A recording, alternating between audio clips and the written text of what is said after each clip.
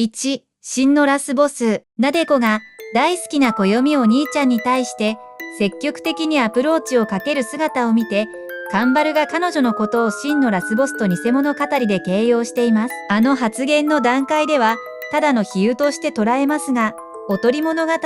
恋物語にて、その発言は現実へと形を変えていきます。彼女は常に周囲から可愛がられてきたストレス、恋心が叶わないこと、王義ちゃん、口縄さんにそそのかされたことにより、口縄さんのご神体を飲み込み、蛇神と化すのです。そして、暦お兄ちゃんをフルボッコ、彼女や友人周りの人を殺すと宣言し、実際にラスボスのような存在へと変貌してしまいます。2、ボロボロの北白蛇神社、歌舞伎物語で、暦と忍は11年前にタイムスリップしてしまいますが、そこで北白蛇神社がボロボロであることが描写されます。キスショットが来る前にスリップしているのに、神社が荒れているのです。そして終わり物語にて、その原因は、塵となった獅子類がかつてキスショットのいた神社に戻ってきており、良くないものを呼び寄せていたからだと判明し、それを糧に獅子類は400年ぶりの復活を遂げます。3、手織の死、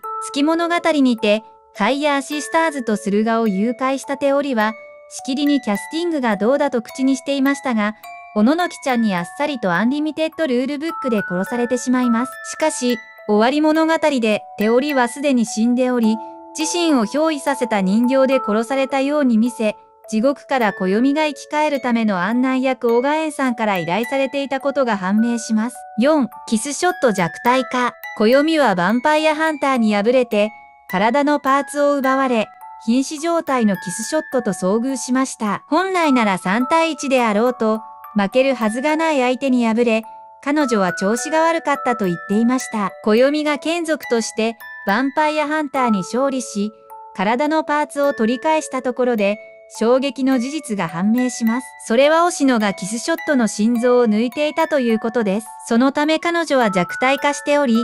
取るに足らない相手に敗北を喫していたのです。5、王義ちゃんの正体。初登場時からどことなく不気味でミステリアスな雰囲気で、天涯孤独であるはずのオシノの命を名乗っていた彼女ですが、ことあるごとに暦を愚か者と非難し、彼の過去の経験をまるで知っているかのような口ぶりで話します。そして何を知っているんだ、といぶかる暦に、私は何も知りませんよ。荒木先輩、あなたが知っているんです。と、返答します。このセリフこそが、彼女の正体を表す伏線となっています。王義ちゃんは、暦の自己批判精神から生まれた怪異で、彼の裏側とも呼べる存在です。そのため自分自身を非難し、後ろめたさから蓋をしていた記憶や曖昧にしていた出来事に向き合わせようと様々な事件に暗躍していました。6つ目は結び物語のラストに言及するので、未読でまだ知りたくない方は、ここで終わりにすることを推奨します。6、トレ、化け物語、迷いマイマイにて戦場ヶ原は、暦に I love you と自分の気持ちを告げます。そしてそれに対して暦は、その前の会話で、萌えの一段階上の言葉として彼女が生み出したトレ、というおしゃれな返答をします。そしてなんと、この二人のやりとりが、約11年の時を経て、結び物語にて回収されるのです。学生時代にも何度か破局と復縁をしていましたが、社会人となり、再び破局した二人。しかし、お互いを愛する気持ちは変わっておらず、海外勤務の下着は、日本支社への転勤を希望し、暦は海外への研修を希望したためにすれ違いが生じます。そして、顔を泣き晴らした姿で突然荒木家を訪れた彼女に、暦が I love you と言い、それに下着がトレと返し、物語は終幕します。紆余曲折を経て11年越しに、二人が付き合うこととなったやりとりを再現して、